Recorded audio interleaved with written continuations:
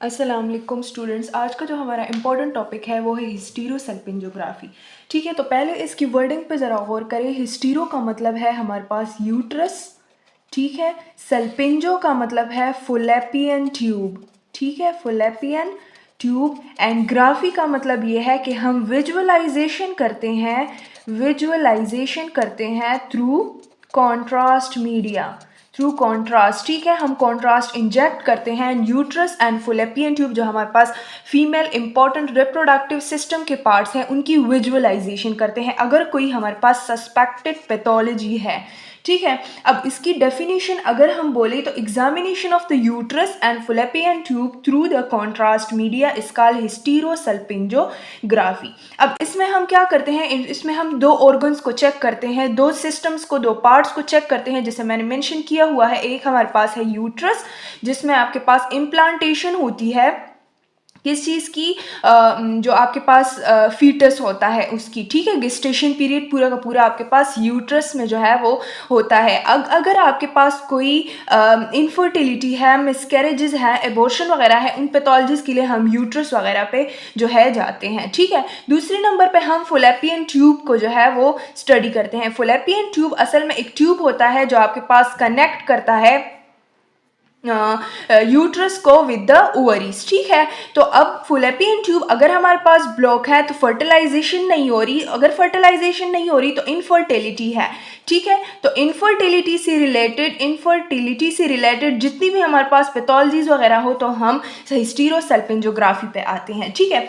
अब हमने कहा था कि हम कोई सा भी प्रोसीजर करेंगे ना, कोई सा भी प्रोसीजर पढ़ेंगे अपनी इस सब्जेक्ट में, तो उससे पहले हमारे पास एनाटॉमी का जो है जानना बहुत ज़्यादा ज़रूरी है कि हमें पता चलना चाहिए कि इस ऑर्गन की अगर हम विजुअलाइजेशन कर रहे हैं थ्रू कॉन्ट्रास्ट मीडिया तो इसकी एनाटॉमी कैसी है, ठीक है। तो सबसे पहले अगर हम बात करें यूट्रस की तो ये हमारे पास यूट्रस है, यहाँ पे फुलेपियन ट्यूब होता है और यहाँ पे ओवरीज होते हैं, ठीक है। इस तरह फुलेपियन ट्यूब होता है, ये यूट्रस है, ठीक है। ये आपके पास यूट्रस होता है, यहाँ पे आपके पास वेजाइना है, ठीक है। ये आपके पास क्या है, सर्विक्स है, सर्वाइकल कैनाल जिसे हम कहते हैं। ये ओवरीज है, ठीक है। 2 ओवरीज होती हैं आपके पास, इस तरह 2 जो है वो फुलेपियन ट्यूब्स होती हैं, ठीक है। एंड यूट्रस होता है आपके पास, फुलेपियन ट्यूब, ठीक है। अब यूट्रस के आपके पास क्या होती हैं, 2 हॉर्न्स होती है, जो इनका इनर साइड होता है ना, इनकी 2 हॉर्न्स होते हैं। हॉर्न्स मीन 2 कॉर्नास होती हैं, इसको हम कॉर्नास भी कह सकते हैं, ठीक है। तो ये तो सिंपल इसकी एनाटॉमिकल स्ट्रक्चर हो गई कि आपको इस तरह नजर आएगी इन द नॉर्मल आपके पास रेडियोग्राफ। इधर जो है कॉन्ट्रास्ट फिल्ड नजर आएगा, ठीक है। फुलेपियन ट्यूब्स में आपके पास कॉन्ट्रास्ट नजर आएगा। अगर इधर contrast for example in case वो ब्लॉक हो गया है, कॉन्ट्रास्ट यहाँ तक आ गया है, तो आपके पास सस्पेक्टेड ब्लॉकेज है, इनफर्टिलिटी ब्लॉकेज की वजह से काज हुई है। असल में हम करते हैं इनको, जो फॉर एग्जाम्पल हमारे पास इनफर्टिलिटी है बट इनफर्टिलिटी की काज मालूम करने के लिए फिर हम जो है रेडियोग्राफिक एग्जामिनेशन करते हैं, ठीक है। तो ये हमारे पास था इंट्रोडक्शन। अब अगर हम इंडिकेशन की बात करें, इंडिकेशंस, तो इंपॉर्टेंट इंडिकेशंस जो है ना हमारे पास है, फर्स्ट ऑफ ऑल आप इनफर्टिलिटी के लिए मोस्ट इंपॉर्टेंटली करते हो, इनफर्टिलिटी की काज मालूम करने के लिए करते हो कि काज क्या है, ठीक है। इनफर्टिलिटी आपके पास ट्यूब ब्लॉकेज भी हो सकती है, ठीक है। जो ट्यूब है वो, जो ये फुलेपियन ट्यूब है ना, ये ब्लॉक भी हो सकता है किसी भी वजह से, ठीक है। एबनॉर्मल शेप भी हो सकता है, एबनॉर्मल शेप यूट्रस भी हो सकता है, फुलेपियन ट्यूब दोनों हो सकते हैं, ठीक है।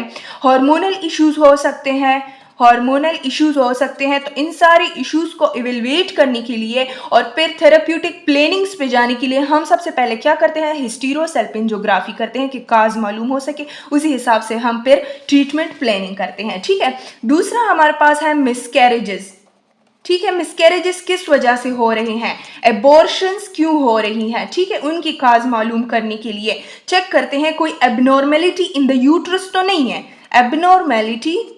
एबनॉर्मेलिटी इन यूट्रस, मोस्टली एबॉर्शंस और मिसकैरेजेस जो होती हैं ये हमारे पास एबनॉर्मलिटीज इन यूट्रस होती हैं।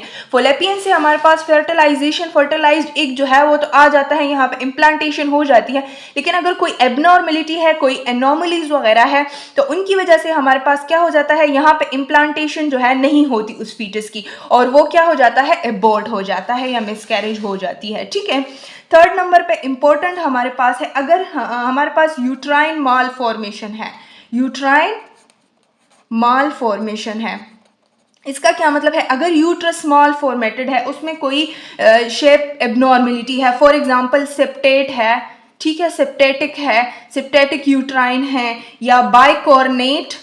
बाइकॉर्नेट का क्या मतलब, सेप्टेट का मतलब है कि उनमें सेप्टास बनी हुई होती हैं, मतलब फॉर एग्जांपल अगर मैं कहूँ तो ये आपके पास यूट्रस का शेप है ना इस तरह नॉर्मल, लेकिन नॉर्मल नहीं होता, ये इस तरह सेप्टेट होता है। ठीक है, इस तरह सेप्टास बनी हुई होते हैं यूट्रस में आपके पास। ठीक है, बाइकॉर्नेट अगर इसका ये दोनों जो है ना एक दूसरे से अलग हुए होते हैं। ठीक है, ये बाइकॉर्नेट है, यूनिकॉर्नेट भी होते हैं। यूनिकॉर्नेट जो यूट्रस की दो कॉर्नर्स है ना, उनमें एक कॉर्नर एब्सेंट होता है, सिर्फ एक आपके पास जो है वो नजर आता है, तो ये एबनॉर्मेलिटीज है, कॉन्जेनिटल आपके पास जो है वो नजर आएंगी ऑन द रेडियोग्राफ। ठीक है, फिर फोर्थ नंबर पे इंपॉर्टेंट इंडिकेशन याद रखिए, आपके पास फिब्रॉइड्स होती हैं, फिब्रॉइड्स के केस में या पॉलिप्स के केस में, इंडोमेट्रियल पॉलिप्स के केस में अगर कोई एबनॉर्मल ग्रोथ वगैरह जो है वो हो जाए इन द इंडोमेट्रियल वॉल, उसकी वजह से कोई इनफर्टिलिटी वगैरह है, तो उसको हम डायग्नोज करते हैं। ठीक है, उसके बाद हम इंट्रा यूट्राइन एडहेशंस पे जाते हैं। एडहेशंस जो हमारे पास अंदर की लेयर्स होती है ना यूट्रस की, वो एक दूसरे के साथ चिपक जाती हैं। ठीक है, एक लेयर दूसरे लेयर के साथ इस तरह जो है चिपक जाता है, तो ना स्पर्म की फॉर्मेशन होती है, ना वहाँ पे फर्टिलाइजेशन होती है, और फीमेल में इनफर्टिलिटी काज होती है। ठीक है, फिर उसके बाद हम चेक करते हैं कि हमारे पास जेनिटल ट्यूबरकुलोसिस तो नहीं है, जेनिटल टीबी तो नहीं है, इसका मतलब ये है कि कोई इन्फेक्शन वगैरह तो काज नहीं हुआ। ठीक है, ट्यूबरकुलोसिस की वजह से कोई जेनिटल इन्फ्लेमेशन या इन्फेक्शन वगैरह तो नहीं है। ठीक है, को फिर यूज करते हैं फॉर पोस्ट सर्जिकल असेसमेंट। ठीक है, पोस्ट सर्जिकल असेसमेंट क्या करते हैं, पोस्ट सर्जिकल असेसमेंट में क्या करते हैं कि जब सर्जरी परफॉर्म हो जाती है, उस सर्जरी के बदले हमारे पास क्या होती है, कभी ना कभी जो है वहाँ पे स्कार्स जो है वो डेवलप हो जाते हैं। वो स्कार्स मोस्टली लिड करती है टू द इन्फ्लेमेशन या इन्फेक्शन। ठीक है, तो उनको चेक करने के लिए हम फिर हिस्टीरोसल्पिंजोग्राफी पे आते हैं।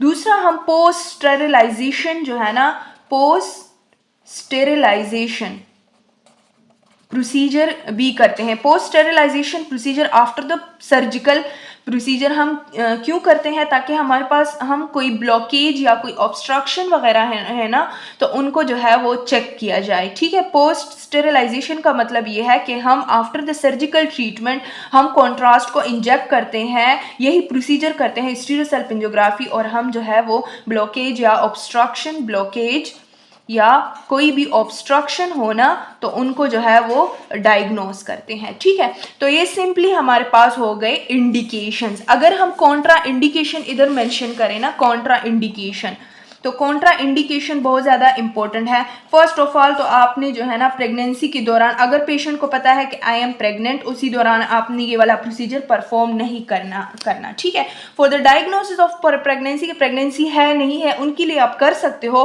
बट अगर पेशेंट को पहले से पता है, वो सेकंड थर्ड फोर्थ ट्राइमेस्टर में है, फॉर एग्जाम्पल मंथ में है, देन हम उस कंडीशन में जो है नहीं कर सकते। ठीक है, फिर हमारे पास है मेंस्ट्रुएशन।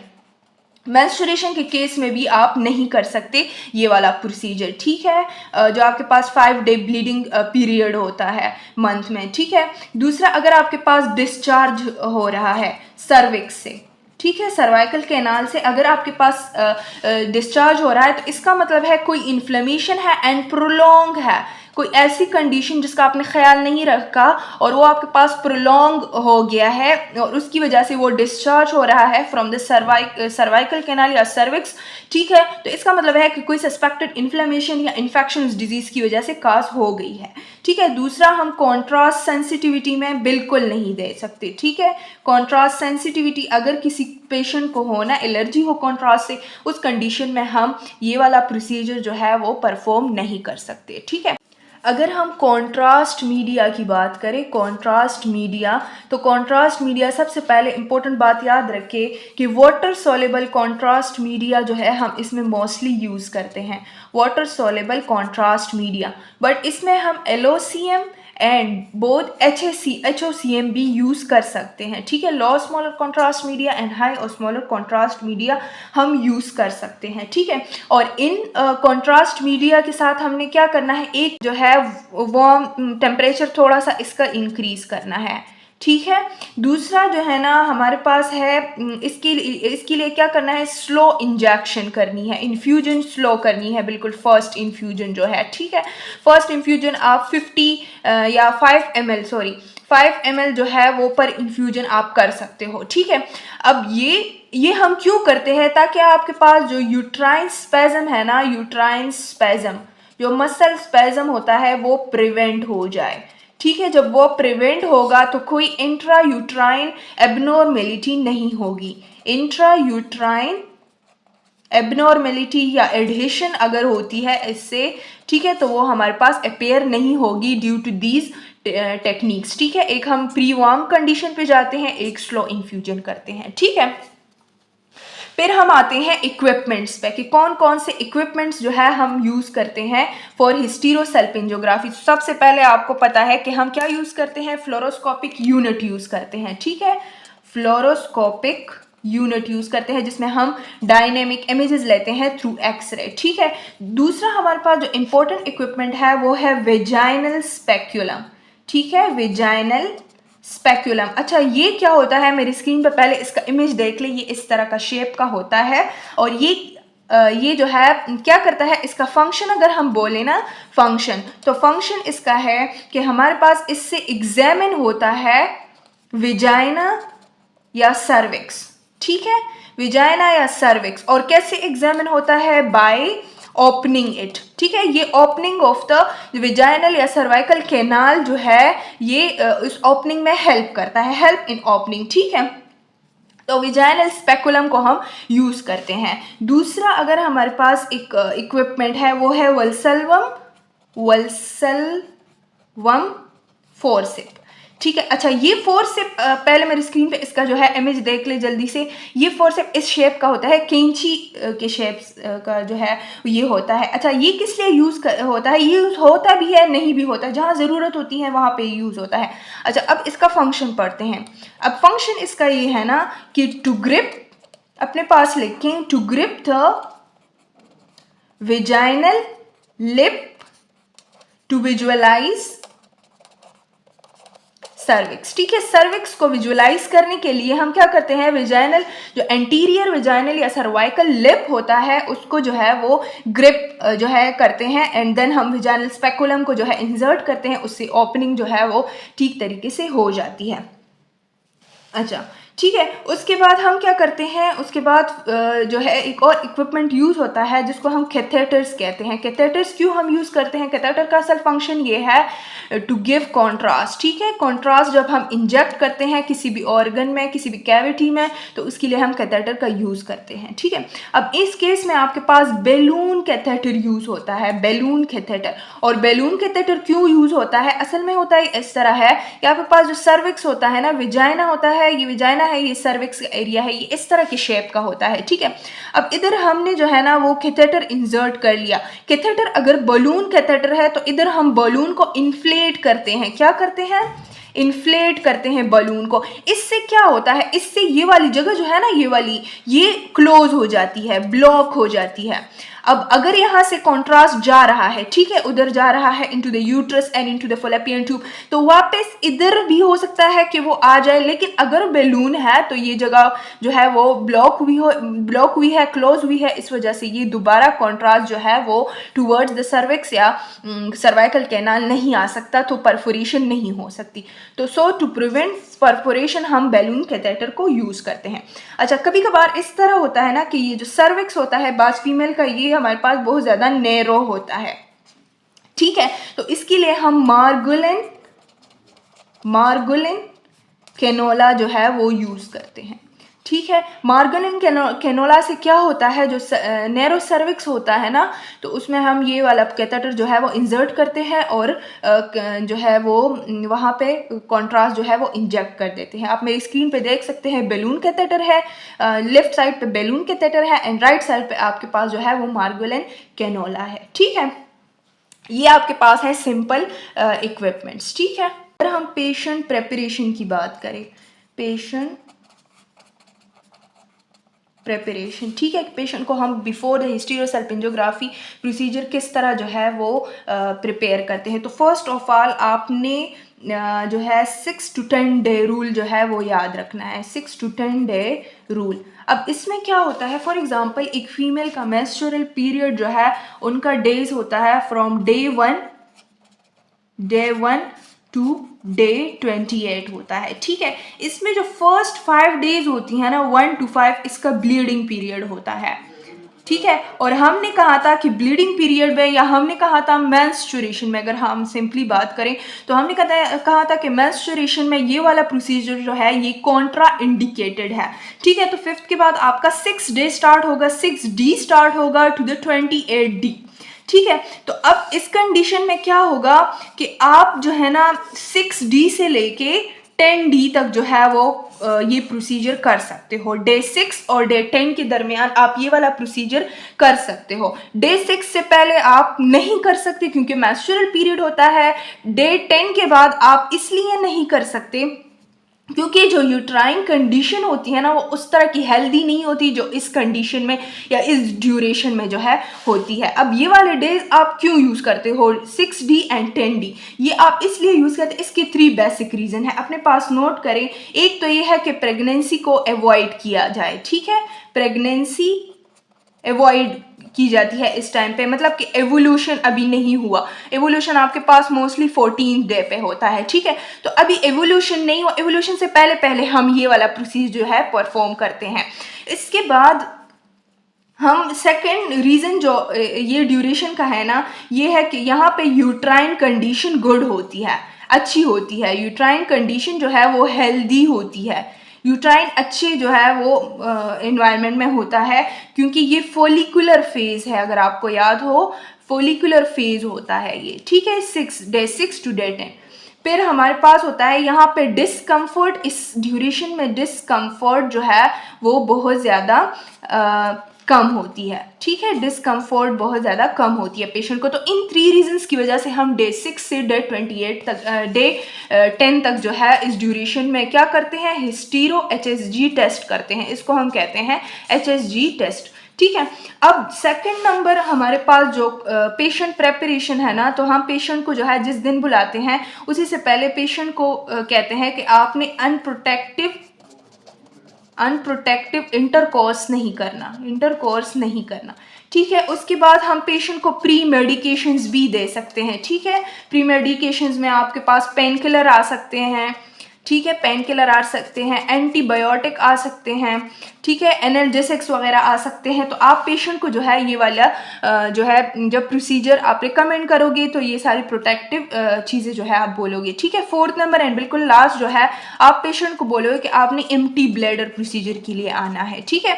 तो ये इंपॉर्टेंट जो है पेशेंट प्रेपरेशन है। आपने 6 to 10 डे रूल याद रखना है, ठीक है, ये बहुत ज़्यादा इंपॉर्टेंट है। हर एक पेशेंट की हिस्ट्री आपने चेक करनी है। तो पेशेंट प्रेपरेशन में ये 4 चीज़ें आपने लाजमी देखनी है, ठीक है।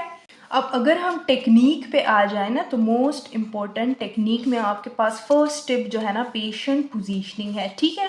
स्टेप फर्स्ट में आपके पास क्या है, पेशेंट पोजीशनिंग है। तो पेशेंट पोजीशनिंग में आपने याद रखना है कि फर्स्ट नंबर आपने पेशेंट को क्या करना है, सुपाइन लेटाना है on the x-ray table. Second number patient के जो नीज़ है ना, नीज़ का एरिया, उनको फुली फ्लेक्स्ड करना है, जितना उसका फ्लेक्स्ड हो सकता है, ठीक है, फुली फ्लेक्स्ड करना है। उसके बाद आपने क्या करना है, लेग्स को एबडक्टेड रखनी है, ठीक है, एबडक्टेड आपने रखने हैं, ठीक है।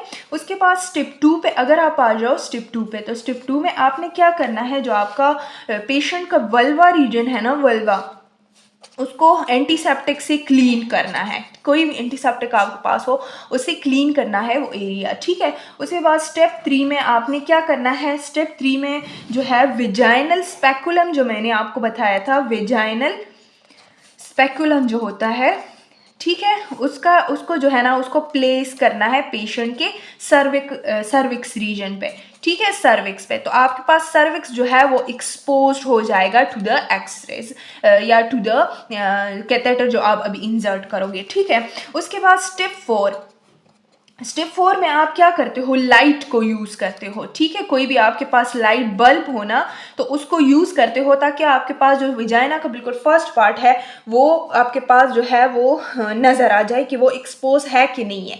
लाइट के बाद आप क्या करते हो, अगर आपके पास वल्सल्वम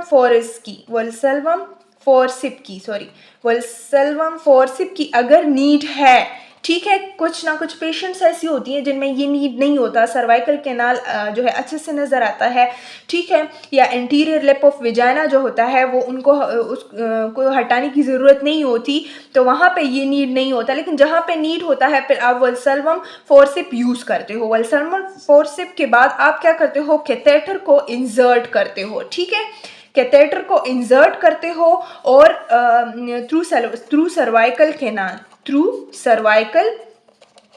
कैनाल, ठीक है। उसके बाद आप बेलून को जो है वो इन्फ्लेट करते हो ताकि आपके पास जो परफोरेशन है ऑफ द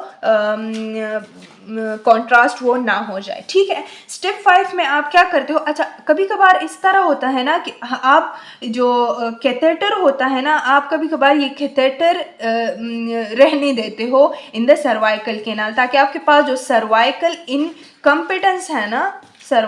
इनकम्पिटेंस है वो रिड्यूस हो जाए, मतलब कि जो सर्वाइकल वीकनेस है, ठीक है, सर्वाइकल वीकनेस है ना, उसको रिड्यूस हो जाए। तो कभी कभार ऐसे होता है कि अगर सर्वाइकल इनकम्पिटेंस है तो आप कैथेटर को जो है वो रहने देते हो इन द विजाइनल कैनाल या सर्वाइकल कैनाल, ठीक है।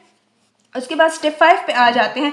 स्टेप 5 में आप जो है वो डिस्पोजेबल सिरिंज उठाते हो, ठीक है, डिस्पोजेबल सिरिंज या नीडल उठाते हो और बबल फ्री करते हो उसको, ठीक है। जो उसमें कॉन्ट्रास्ट आपने लिया हुआ होता है ना, तो आप ये मेक श्योर करते हो कि वो बबल फ्री हो, उसमें कोई गैस वगैरह या बबल्स ना हो, ठीक है। जब आप ये वाला कंडीशन जो है वो इस कंडीशन से जो है वो फारिग हो जाते हो, उसके बाद आप क्या करते हो, उसी सिरिंज से कॉन्ट्रास्ट इंजेक्ट करते हो, ठीक है। कहाँ पे इंजेक्ट करते हो, इनटू द कैथेटर जो आपने इंसर्ट किया हुआ है इन द सर्वाइकल कैनाल, ठीक है। स्टेप 6 में आप क्या करते हो, स्टेप 6 में आप जो है मसल रिलैक्सेंट देते हो, कभी कभार पेशेंट को मसल रिलैक्सेंट देते हो। उस मसल रिलैक्सेंट से क्या होता है, जो यूट्राइन स्पेज़म है ना, यूट्राइन स्पेज़म वो जो है रिड्यूस हो जाता है। अच्छा, एक तो आप मसल रिलैक्सेंट यूज़ कर सकते हो, जैसे आपके पास हमने पढ़ा था बास्कोपान, ठीक है, या ग्लूकागोन, ये दो चीज़ें आप यूज़ कर सकते हो। दूसरा मैंने इससे पहले भी बता दिया, कॉन्ट्रास्ट मीडिया के हवाले से, ये कॉन्ट्रास्ट मीडिया की प्री वार्म कंडीशन पे आप जाते हो, प्री वार्म करते हो, मतलब कि उसका टेम्परेचर जो है थोड़ा सा इंक्रीज करते हो, उससे स्पेज़म नहीं होता, ठीक है। सेकेंड नंबर पे इसी कॉन्ट्रास्ट को आप रैपिडली इंजेक्ट नहीं करोगे, ठीक है, रैपिडली इंजेक्ट नहीं करोगे। 5 ml पर इन्फ्यूजन जो है वो आप जो है वो कर सकते हो, ठीक है। तो ये दो कंडीशंस ऐसी होती हैं जिससे मसल स्पाज्म जो है वो रिड्यूस हो जाता है। उसके बाद आप क्या करते हो स्टेप 7 में कि हम इमेजेस लेते हो, ठीक है, फ्लोरोस्कोपिक इमेजेस जो है वो आप लेते हो। अब इमेजेस में हमारे पास 3 टाइप्स ऑफ इमेजेस आप ले सकते हो। एक तो एंडोमेट्रियल कैविटी की स्पेसिफिक इमेजेस लेते हो। एंडोमेट्रियल कैविटी की क्यों लेते हो, ताकि आपके पास फिलिंग के दौरान जब आप कॉन्ट्रास्ट मीडिया को फिल कर रहे होते हो ना इन द इंडोमेट्रियल लेयर्स या इनटू द यूट्राइन कैविटी, तो उसी दौरान आप फिलिंग डिफेक्ट्स चेक करते हो कि इंडोमेट्रियम में कोई डिफेक्ट वगैरह तो नहीं है, कोई पैथोलॉजी वगैरह तो नहीं है। तो उसी टाइम पे आपके पास अगर इंडोमेट्रियम में कोई पैथोलॉजी है तो अच्छे से डायग्नोज हो सकता है, ठीक है। कॉन्जेनिटल एनॉमलीज आप चेक करते हो। कॉन्जेनिटल एनॉमलीज कोई पैदाइशी जो है वो पैथोलॉजीज वगैरह तो पेशेंट की नहीं है, ठीक है। सेकेंड नंबर पे आप चेक जो है वीव्स जो लेते हो वो फुल वीव्स होती हैं, फुल रेडियोग्राफ्स होती हैं, पूरी जो है रिप्रोडक्टिव पार्ट की। वो क्यों होती है? आप ब्लॉकेज को चेक करते हो, ठीक है। कोई ब्लॉकेज वगैरह तो नहीं है फॉलोपियन ट्यूब्स में या ओवेरियन ट्यूब्स में, ठीक है। तो उस ब्लॉकेज की आप एक्सटेंट चेक करते हो एंड उसके साथ साथ उसका लेवल चेक करते हो कि कितना ब्लॉक है और कौन से लेवल पे ब्लॉक है, ठीक है। एक्सटेंट का मतलब ये है कि कितना ब्लॉक है, पार्शियल ब्लॉकेज है या फुली ब्लॉकेज है। लेवल आप कौन से लेवल पे, फॉलोपियन ट्यूब पे अगर है तो फॉलोपियन ट्यूब पे कौन से लेवल पे है, ठीक है। तो ये आप चेक करते हो। थर्ड नंबर पे जो है आप डिलेड इमेजेस लेते हो, ठीक है।